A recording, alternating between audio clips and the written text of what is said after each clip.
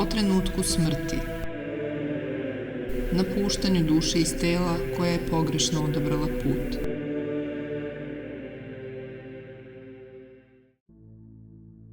Jednu krajnost čini stanje duše koja je za vreme života bivstvovala bez ijedne brige o spasenju, postojalo je samo telo, samo priroda, samo lik. Čovek prirodno, telesni čovek ne vidi dušu, jedva da prepoznaje lik, ali i njega grubo doživljava bez znanja porekla.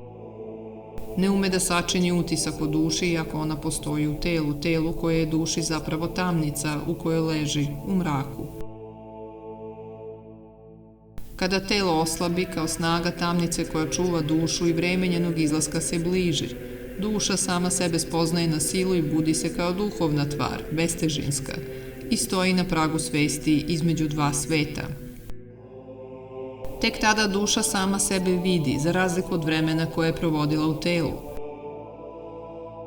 Kada čovek za vreme zemaljskog života, koji jedino doživljava realnim, zapostavlja dušu u trenutku nasilnog susreta sa onim svetom za koji je mislio da fiktivno postoji, onda zapomaže od straha i čuđenja. Taj krik se prenosi i na telo kao eho iz planine, pa oni koji su okolo, koji čuju te usklike, kažu da je u delirijumu. Šta se zapravo dešava? Duša pred izlazak iz tela dobija specifičnu sposobnost vida, karakterističnu sopstvenoj spiritualnoj prirodi, koja može sebe videti jasnije nego što sami vidimo svoj odraz u ogledalu. Taj novi vid u odnosu na naše viđenje u plusu ima moralnu dimenziju. Tada se iz okova oslobađa moralna funkcija naše savesti u kojoj je bila zasađena energija sličnosti čije postojanje osjećamo kroz drhtaje tela. Telo ostaje samo po sebi beskorisno i nemoćno, ali sada vezano spiritualnom tvari koja se oslobodila, koja je ekstremno impresionirana, zapanjena. Ta bestežinska tvar koja je oslobođena gravitacije, koja vlada telima sa težinom, nijukom slučaju nije statična. Sada dolazi do jednog intenzivnog unutrašnjeg dijaloga između svetla svesti i mraka nebića zapisanog u tvari u kojoj je beležen svaki postupak iz života sa moralnog gledišta koji je čovek vodio na zemlji. Gresi, moralni padovi, dokazi o neverovanju mogli su biti obrisani sa odela duše za života, ostavljajući prostor svetlu koje bi savešću dobijenom snagom iz svetih tajni, koje nisu ništa drugo nego Hristos u njihovom obliku, osvetlili dušu, ali sve to sada nije moguće. Sve ovo podiže ogromne kontradikcije, neizdržive, bezizlazne i negranične. Ta činjenica neke goni na zastrašujući dugačak ludački urlik. Neočekivano otrežnjenje duše na drugom terenu pričinjava neopisivu patnju.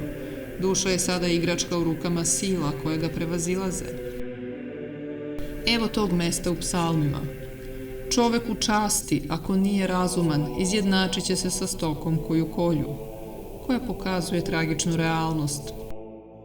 Patnja duše počinje odjednom od trenutka kad konstatuje da je njen izgled demonski kroz neverovanje, kroz protivljenje prema žrtvi Isusa Hrista koju je morala da prihvata svakoga dana odricanjem od sebe.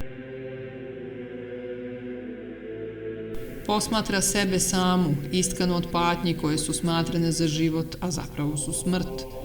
Gleda svoju iluziju koja je nekada bila shvaćena kao istina, a za koji se sada ispostavlja da je ubistvo istinskog života. Beznađe i očaje melju u kontradiktornosti pakla. Sve ono pusto za čim je slepo trčala celog života naučit će je pameti o preokupaciji koja je uzalud potrošena ni za šta, ni za koga. Sada trud, nemajući mogućnost da donese satisfakciju biću kroz telo, se zadovoljava u prazno ogromnim intenzitetom i mučeći dušu na taj bezdušan način. Ugnjetava je da traži izlaz tamo gde ga nema i tako do beskonačnosti. To je pakao. Sada u minut do 12 duša vidi da je pogrešno odabrala put hodanjem stazama samoljublja, nasuprot putem istine i večnog života, ali sama sebi ništa ne može pomoći. Pala je noć kad više niko ne radi na njenom spasenju, to jest na njenom izbavljenju od posledičnih patnji.